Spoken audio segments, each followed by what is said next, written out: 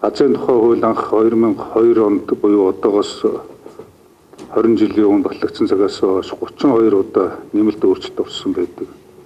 Хууль зүйн яамнаас одоо энэ хуулийн давхардал, хийдэл, зөрчил бас ямархуу хэмжээнд байна гэдэг дүн шинжилгээ хийлгсэн.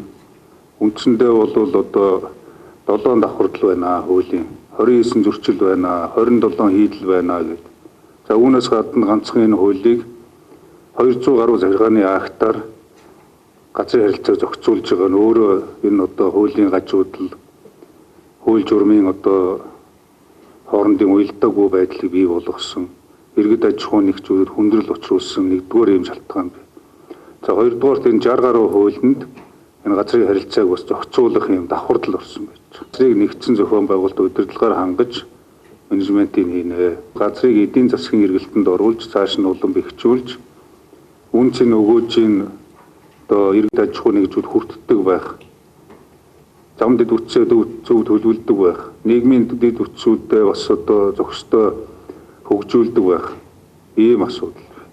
Энэ газрын одоо мэдээллийн нэгдсэн сан бүрдүүлэх, нэгдсэн сангаараа дамжуулаад ил тод нээлттэй газар зохион байгуулалтын ашиглалтын асуудлуудыг хямдаг зохицуулдаг, удирдлага нь хүртэл одоо тодорхой байх. Бүр цаашлах юм бол одоо энэ төрийн байгууллагуудын хүнд суртал, авилга хээл ахуулыг багасгахтай холбоотой том юм технологийн өөрчлөлт шинжилтүүдийг хийхтэй холбоотой хууль эрх зүйн зохицуултууд энд орж байгаа.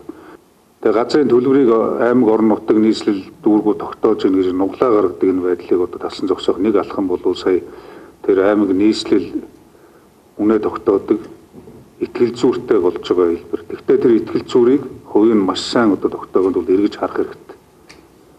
Дээрээ хууль тогтоох байгууллага дээр хуульчлаад гаргадаг. Дунд нь хуулийн цоорхоо үүсгдэг, тэдээс тэдүү өгдөг.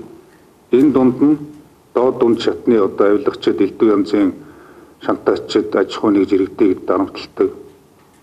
Зөвхөн тухайн байгаа цаг үедээ төсвийн орлого бүрдүүлэх нэрээр баахан одоо төсөв санхүү зарцуулахын тулд аж ахуй нэгжүүдээр алдагдлыг үүрүүлдэг, хиймлэр зохиомлоор үн нэмдэг ийм асуудал байна.